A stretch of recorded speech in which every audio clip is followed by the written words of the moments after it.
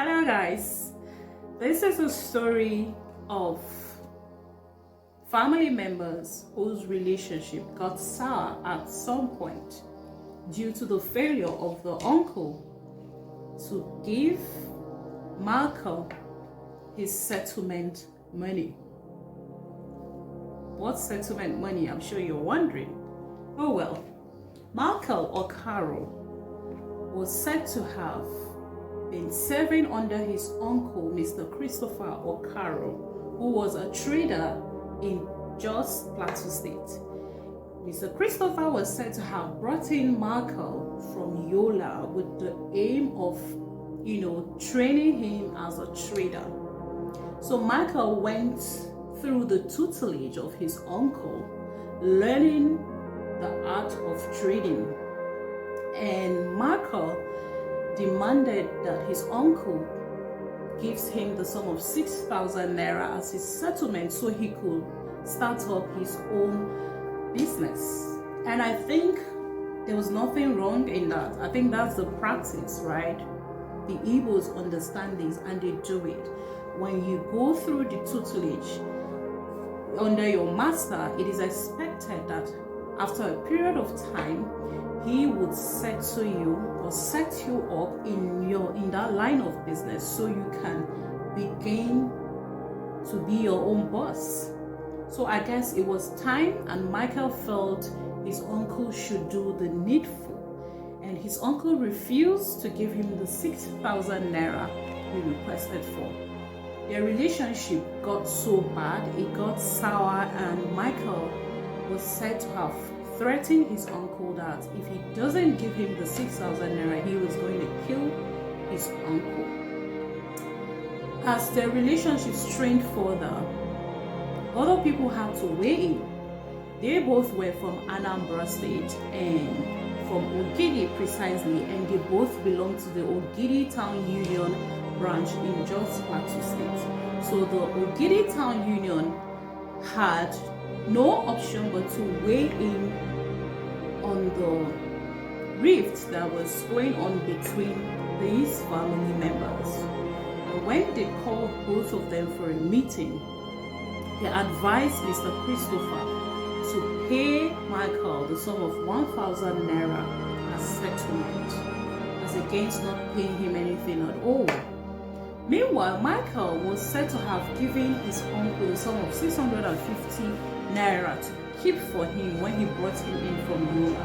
So he also demanded that his uncle should give him the 650 naira he had given him to keep for him.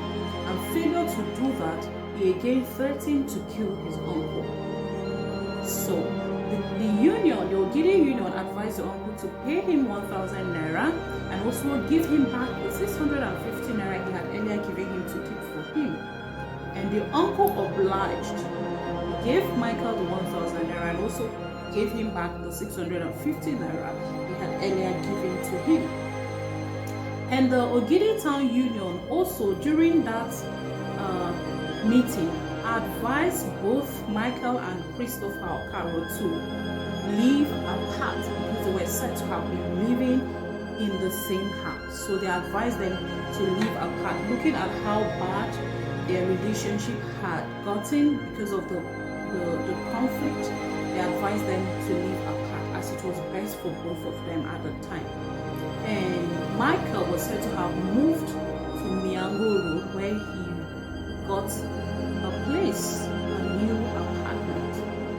And on the 15th of February 1983, Michael was said to have stopped at his uncle's house, Mr. Christopher O'Carroll, to pick him. Meanwhile, after they gave Michael the money for settlement, Michael went to buy a motorcycle instead of starting a business. He got himself a motorcycle. So he was said to have gone to his uncle's house on the 15th of February 1983 and picked the uncle from his house. I'm guessing there was a pre-discussion before that time that he was going to take him to show him where he got his shop, because the story said Michael picked his uncle from his house, that he was taking him to Miango Road to show him the premises where he had gotten a shop to start up his business. Of course, the uncle went with him on his bike. They went through a lonely path on the Miango Road. What the uncle did not know was that Michael had arranged prior that moment with one Tanko Anyakar Ayiku to kill his uncle. So while they were at that lonely road in Miango Road, lonely path in Miango Road, Tanko Anyakar Ayiku used a butcher knife to kill Christopher Okaro. He attacked him with the knife. He caused severe injury to his skull, to his neck, and to his chest, which led to his death immediately. He died on the spot. Tanko disappeared from the scene. He went at large. And Michael, who was now the suspect, went to the police station and reported the incident to the police. The police followed him to the scene, found the body of the deceased, and also recovered the butcher knife that was used to kill the deceased. And the police took him in for further interrogation. During the interrogation, he told the police that the attacker went away with the bag of the deceased. For further interrogation by the police, I'm guessing maybe with some torture, he confessed to the police that he hid the bag of the deceased somewhere around the crime scene. So the police took him back again to the crime scene, and he went directly to where he had hidden the bag of the deceased, and the police recovered the bag of the deceased. Now, Michael Okaro was charged with culpable homicide under Section 85 of the Penal Code, read with Section 221.